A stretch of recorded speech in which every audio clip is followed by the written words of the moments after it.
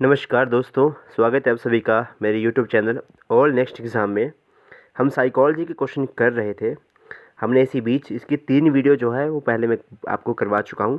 Target HP TET करके एक playlist होगी, वहाँ पे आपको सारी वीडियोस मिल जाएंगी प्रीवियस ईयर से रिलेटेड।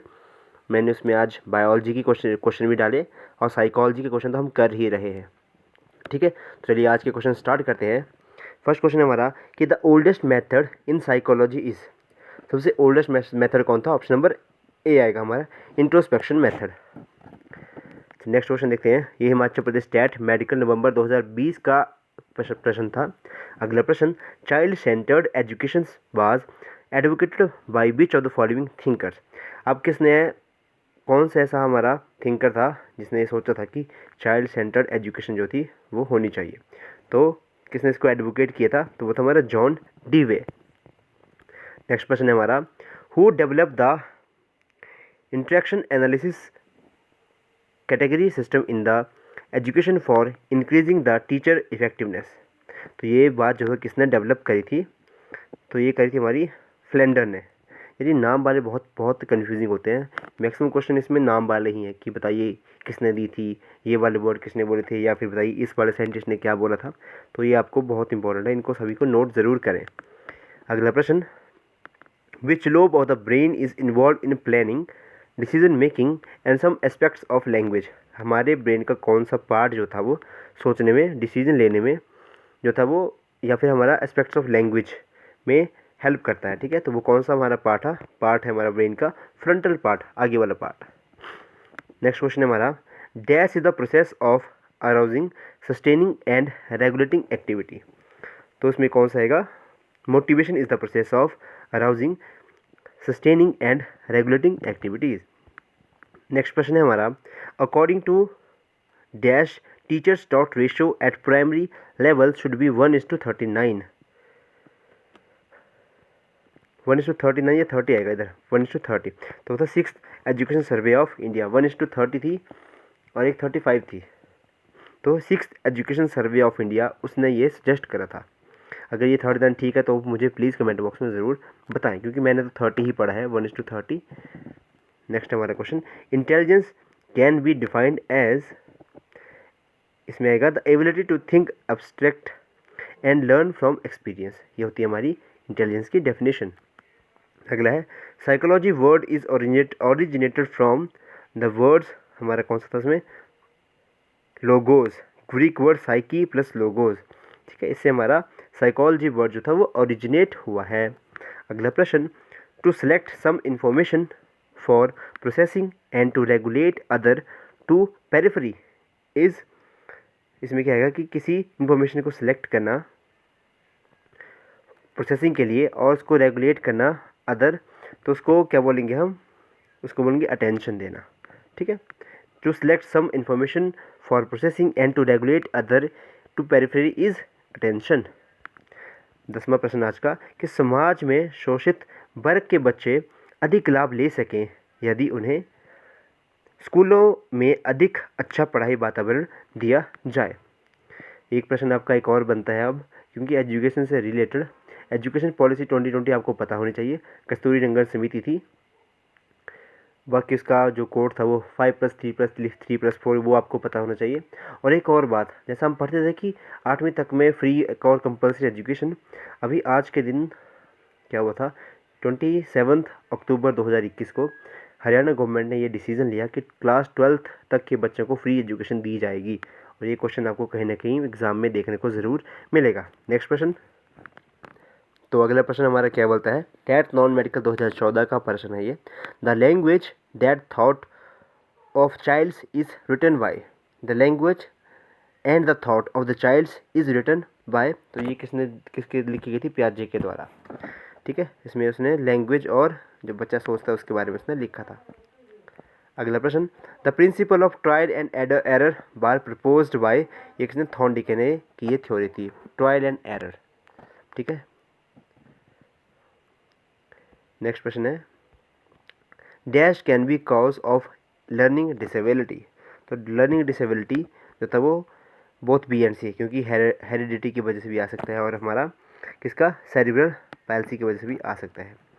नेक्स्ट प्रश्न है हमारा, multiple intelligence theory of intelligence was given by. अब मल्टीपल इंटेलिजेंस थ्योरी किसके द्वारा दी गई थी? तो दी गई थी हार्वर्ड गार्डनर के द्वारा। ये प्रश्न जो था नॉन मेडिकल नवंबर 2019 का प्रश्न था, और ये क्वेश्चन को मैं कम से कम 3-4 बार पढ़ चुका हूँ, मतलब बता चुका हूँ आपको। नेक्स्ट प्रश्न है हमारा, the current movement of behaviour modification where in token are awarded for correct response is the reflection of. ये था हमारा थॉर्नडाइक का लॉ ऑफ इफेक्ट। ठीक है, जैसे ही मतलब क्या दी जाए, किसी रिवॉर्ड दिया जाए। हाँ, इसने मतलब एक्शन में क्या रीइंफोर्समेंट की इसने बात करी थी थॉर्नडाइक ने, कि जब भी अगर कोई सही रिस्पॉन्स आएगा तो उसको पॉजिटिव रीइंफोर्समेंट दिया जाएगा, तो वो था उसका लॉ ऑफ इफेक्ट। नेक्स्ट है हमारा, the an over protected child will tend to display aggressiveness. हाँ, ज़्यादा प्रोटेक्टर, ज़्यादा लाड प्यार से रखा हुआ बच्चे जो थे वो अग्रेसिव होते हैं। अगला प्रश्न, who said the process of education is entirely at the mercy of the psychology. तो ये किसके द्वारा की गई थी कि द प्रोसेस की जो एजुकेशन की प्रोसेस होती है वो पूरी तरह से मेर्सी ऑफ साइकोलॉजी पे डिपेंड होती है। तो ये बोला गया था BN झा। ये कोई भारतीय लग रहा है, झा जी। अगला, who is the father of cognitive movement.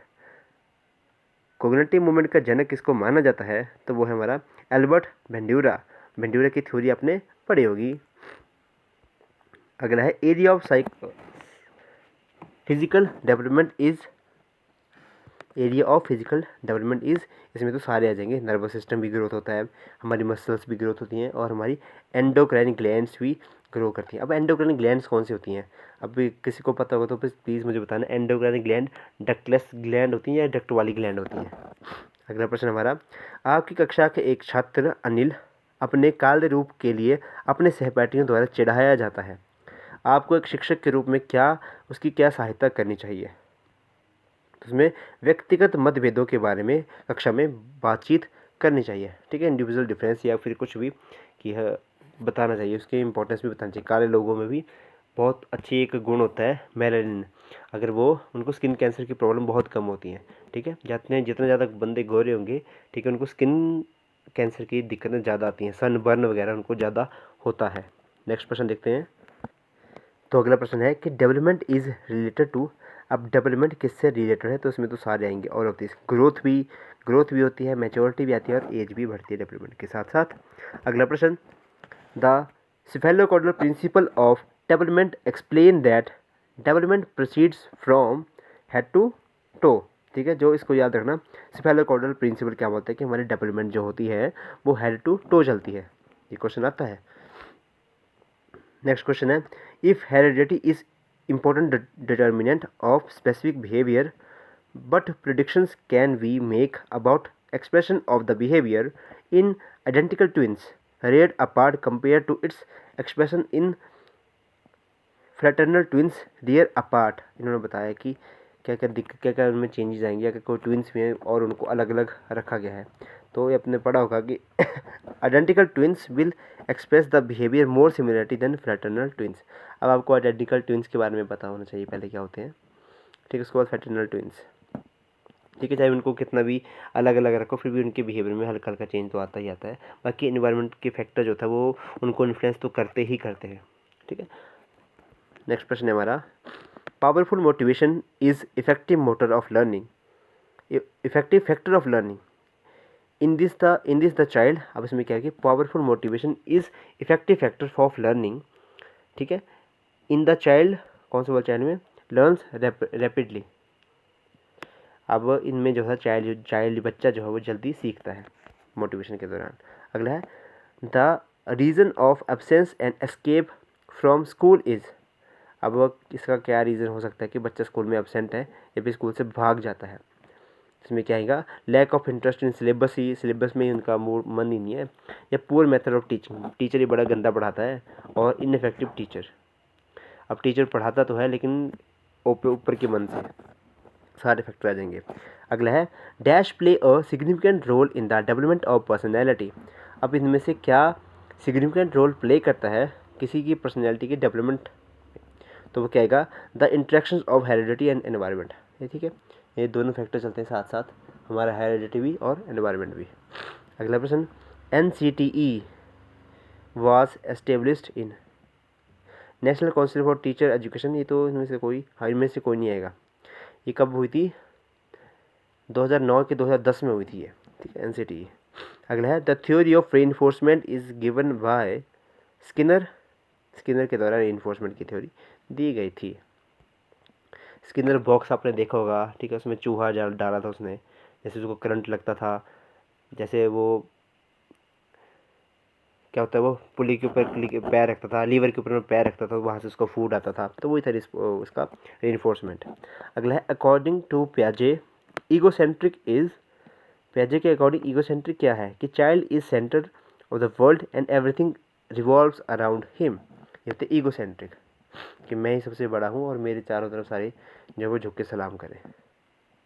Next प्रश्न है हमारा, शीला संगीत में बहुत अच्छी है लेकिन गणित में अच्छा करने में समर्थ नहीं है।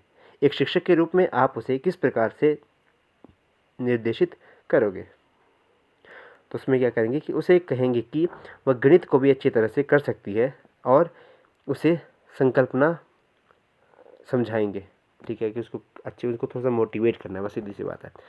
नेक्स्ट प्रश्न है हमारा, चलिए हमारा नेक्स्ट प्रश्न है कि डिसलेक्सिया इज एसोसिएटेड विद, तो मैंने किया था, रीडिंग डिसऑर्डर, पढ़ने में थोड़ी डिसेबिलिटी, ठीक है, तो थोड़ी थोड़ी मुझे भी है। अगला है, according to Chomsky human have a dash to develop language. Human के पास बायोलॉजिकल प्रीडिस्पोजिशन है, ठीक है, to develop the language. Next प्रश्न है हमारा, the word psychology was originated from the psycho and logos word, तो हमने किया था, ग्रीक वर्ड था ये।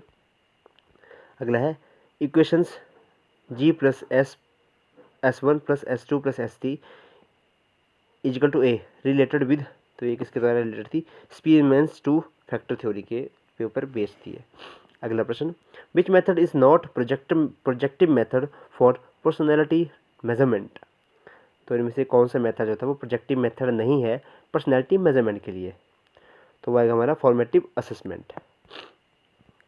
नेक्स्ट है, who was the founder of behaviourism, तो इसमें आएगा हमारा वॉटसन, वॉटसन है बिहेवियरिज्म के फाउंडर, डैट नॉन मेडिकल 2014। अगला, शिक्षक की भूमिका डैश के रूप में डैश के लिए ज़रूरी है, किसके लिए, बच्चों के शैक्षणिक विकास, बच्चों के बौद्धिक विकास, बच्चों के भावनात्मक विकास के लिए ज़रूरी है। अगला है, हु प्रोपोनेड डेल्टन मेथड। अब डेल्टन मेथड किसके द्वारा दिया गया था, तो वो हेलन परखुस्ट के द्वारा दिया गया था। नेक्स्ट है, two factor theory of intelligence was advocated by. अब दो फैक्टर थ्योरी ऑफ इंटेलिजेंस किसके द्वारा एडवोकेट करी गई थी, तो स्पीयरमैन के द्वारा। बहुत कंफ्यूजिंग है कुछ कुछ तो। अगला है, who said this, social development means the attaining of maturity in social relationship. ये तो ये किसके द्वारा कही गई बातें थी, तो थी हरलॉक के द्वारा कही गई बातें। यार ये जितने भी साइंटिस्ट के नाम है ना, ये बड़ा कंफ्यूजिंग है और यही क्वेश्चन जो है वो मैक्सिमम आ रहे हैं, ठीक है, तो इनको थोड़ा सा नोट करके लिख लेना, क्योंकि ऐसे तो याद रहेंगे नहीं, ये कॉमन उसमें वाली बात तो है नहीं। आप थ्योरी थ्योरी तो याद कर लोगे, लेकिन इसको कौन याद करेगा कि कौन किस किस बंदे ने ऐसा बोला था। चलिए अगला प्रश्न देखते हैं। तो अगला प्रश्न हमारा क्या बोल रहा है कि orthopaedically impaired children are likely to have dysgraphia, ठीक है। अगला प्रश्न देखते हैं, ईच सेल पोजेसेस 46 क्रोमोसोम हो गए यार ये तो, that are responsible for the genetic information passes from the parent to offspring, ठीक है। ऐसे नॉर्मली तो 46 होते हैं, लेकिन आपको पता है कि जो हमारा टर्नर सिंड्रोम हो गया, डाउन सिंड्रोम, पटाउ सिंड्रोम, उनमें थोड़ी सी एडिशंस और डिलीशन भी हो जाती हैं। ट्राइसोमी वगैरह हमने पढ़ा होगा। इंटेलिजेंस इज द एबिलिटी, इसमें तो आएगा सब, to learn, to adjust oneself to the new situations, to think in terms of idea. अब ऐसे क्वेश्चन आएंगे ना तो हम इजीली कर पाएंगे, लेकिन वही क्वेश्चन आ जाएंगे नाम वाले तो थोड़ा डिफ़िकल्ट हो जाता है। The national policy on education 1986 envisages education as national programme, ठीक है। क्या बोलते हैं, हमारे उस टाइम हमारे प्रधानमंत्री थे राजीव गांधी जी, और उनका ये विज़न था उन्होंने उन्होंने एजुकेशन और साइंस के लिए बहुत कुछ किया है, इसलिए उनको आज भी मतलब उनका नाम चलता है। अगला है a child has been admitted to your school who belongs to a backward family or background from the cultural view point you will, तो उस केस में आप क्या करोगे, keep him a normal class but will make special arrangement for teaching him keeping his special needs in view. ठीक है, इसको लिए तो उनकी स्पेशल नीड्स को मतलब एज ए टीचर आप क्या करोगे, इसमें ये पूछा गया था। नेक्स्ट हमारा the lowest and highest score of distribution signifies range, इसको हम रेंज बोलेंगे। नेक्स्ट हमारा who propagated to factor theory of personality, अब इसमें स्पीयरमैन नहीं आया, स्पीयरमैन ही आएगा। ये फैक्टर थ्योरी ऑफ पर्सनैलिटी जितनी थी स्पीयरमैन की थी। ठीक है, कम से कम एक क्वेश्चन तो थोड़ा लगा पता। अगला प्रश्न देखते हैं, group factor theory is related to, अब ये भी आएगा थ्रस्टन, ये तो पहली बार नाम सुना। ठीक है, ग्रुप फैक्टर थ्योरी जो थी वो थ्रस्टन, शायद हमने अभी तक ये पढ़ी नहीं है। नेक्स्ट है, अगला प्रश्न देखते हैं, एक बच्चे की ज्ञानात्मक विकास की कौन सी अवस्था है जिसमें वह कार्य समस्या को तर्कबद्ध करने में समर्थ हो और बहुवर्गीकरण कर सकता हो, तो इसमें क्या आएगा हमारा औपचारिक परिचालन अवस्था। अगला प्रश्न, during the formal operation stage childrens begins to think in the terms of abstract principle and hypothetical possibilities, बच्चा जो है वो अब एब्स्ट्रैक्ट जो हमारे प्रिंसिपल है उनके बारे में और जो पॉसिबिलिटी हो सकती है उनके बारे में सोचना जो वो स्टार्ट कर देता है। अगला प्रश्न, तो अगला प्रश्न यहाँ पे क्या बोलता है, according to dash we face in specific psychological dilemma at every stage of life, ये किसके द्वारा बोला गया था, एरिक एरिक्सन के द्वारा बोला गया था कि we face in specific psychological dilemma at each stage of life, एक हमारे किसी एक लाइफ का ऐसा स्टेज आता है जब हम साइकोलॉजिकल डायलेमा में मतलब इनको फेस करते हैं। अगला प्रश्न, who are the responsible for developing of new traits of organisms, तो वो क्या आएगा हमारा जीन्स हैं जो भी करती है। ठीक है, वही जीन्स जो है वो क्रोमोसोम के ऊपर बैठ के जाती हैं ना। अगला है, dysgraphia is a learning disability which affects persons writing ability, इसको यार जो ये बीमारी डिसऑर्डर्स हैं इनको भी पढ़ लेना ना। अगला है, a student was solving a mathematical problem and got puzzles with one after one devoting something sometimes in thinking about the solutions he suddenly got a clue and solve the problem, it is the learning through किसके द्वारा, insight के through. ठीक है, हम ये तो सबके साथ होता है कि जब हम सॉल्व कर रहे होते हैं, या फिर एग्जाम्पल मैं और बताता हूँ, कई बार क्या होता है कि जब हम कुछ मैं आपको भी अभी बता रहा हूँ तो एक वर्ड होता है जो मेरे दिमाग में तो आता है लेकिन ज़ुबान पे नहीं आ पाता, ऐसा होता है कई बार। ठीक है, तो बस वही सिचुएशन, जब थोड़ा सा पॉज लेते हैं तो हमें वो रिकॉल हो जाता है, तो वही है हमारा इनसाइट। चलिए अगला प्रश्न देखते हैं, मनोवैज्ञानिक रूप से कम सफल होने वाले विद्यार्थी को निम्नलिखित में से कौन सी क्षति हो सकती है, तो उसको कक्षा में व्यक्तिगत छात्र के अंकों की चर्चा करने में मनोवैज्ञानिक रूप से वो मतलब हो सकती है उसको साइकोलॉजिकल दिक्कत। और ये जिन्होंने CHSL का एग्ज़ाम दिया था उसका रिज़ल्ट जो फेस फर्स्ट होता है ना उसका रिज़ल्ट आ चुका है, तो वो चेक कर सकते हैं। The questionnaires were invented by Francis Galton के द्वारा क्वेश्चनियर इन्वेंट करे गए थे। अगला प्रश्न, who wrote the book the school and society, तो ये किताब किसके द्वारा लिखी गई थी, जॉन डीवे के द्वारा, और उन्होंने चाइल्ड सेंटर की थ्योरी दी थी सर्वप्रथम। अब हम थोड़ा सा रिलेट करके चलेंगे क्वेश्चन को। Personality has been derived from the word persona, option number B, ये तो क्वेश्चन आता था। अगला है, a teacher is teaching student that they should not get irritated with other views even if they are against their views. He is taking care of their emotional development. ठीक है, अगला है, एक्सट्रोवर्ट्स आर, इसमें कहेंगे both यार भी social और friendly भी होते हैं और टेंशन फ्री भी होते हैं। आज के हम हमारी लास्ट स्लाइड करेंगे अब अभी है हमारी लास्ट स्लाइड। इसको शुरू करने से पहले थोड़ी सी आपसे भीख मांग लेते हैं कि जो चैनल पे फर्स्ट टाइम आई वो प्लीज़ चैनल को सब्सक्राइब ज़रूर करें और अपने दोस्तों के साथ ज़रूर इसको शेयर करें, और जो मेरे क्लासमेट्स हैं वो प्लीज़ अपने स्टेटस पे इसको ज़रूर लगाएं। चलिए अगला प्रश्न देखते हैं, who said this, the process of education is entirely at the mercy of the psychology, तो ये तो हमने किया था, BN झा के द्वारा कहा गया था मर्सी। आपने गाना सुना होगा मर्सी बादशाह का। अगला है which of the following is correct sequence of human development. Infancy stage आता है, फिर चाइल्डहुड आता है, फिर एडोलेसेंस आते हैं, फिर एडल्टहुड आता है। नॉन मेडिकल 2019 का प्रश्न था ये। अब Pavlov's initial interest in classical conditioning was stimulated when he observed his research dogs salivations at the site of, किसके साइड के ऊपर आते थे, फूड डिश। उसने देखा था कि जैसे खाना दिखाते हैं डॉगी को तो उसको सलाइवेशन होती है, फिर उसको उसने रिलेट कर दिया घंटी के साथ, वो घंटी बजाता था तो उसके बाद उसको सलाइवेशन उसने स्टार्ट कर दी उसको। अगला who created the concept of kindergarten, तो ये दिया था हमारा ऑप्शन नंबर डी है ना, फ्रोवेल ने। मेडिकल नॉन मेडिकल नवंबर 2019 का प्रश्न था ये। To study of change in behaviour from conception to death encompasses, इसमें कैसे ये क्या बोला था, डेवलपमेंटल साइकोलॉजी। अगला question according to JB Watson psychology is the study of behaviour. हाँ ये क्वेश्चन भी था, वॉटसन जो था वो बिहेवियर से रिलेटेड है साइकोलॉजी के। अगला है knowledge of individual difference in the class will help teachers to plan the teaching learning activities. Next प्रश्न हमारा which is the oldest method of study behaviour. Introspection, हाँ इंट्रोस्पेक्शन मेथड। अगला है which of the following is the personality disorder. Option number A schizophrenia. आज का हमारा last प्रश्न शैक्षणिक उपलब्धि में प्रतिकूलताओं का पता करने में एक प्रभावी शिक्षण पद्धति हो सकती है, तो वो सहकारी और बहु श्रेणी शिक्षण। ठीक है, तो ये थे आज के हमारे जितने भी प्रश्न थे, 80 90 या 80 क्वेश्चन किए हमने।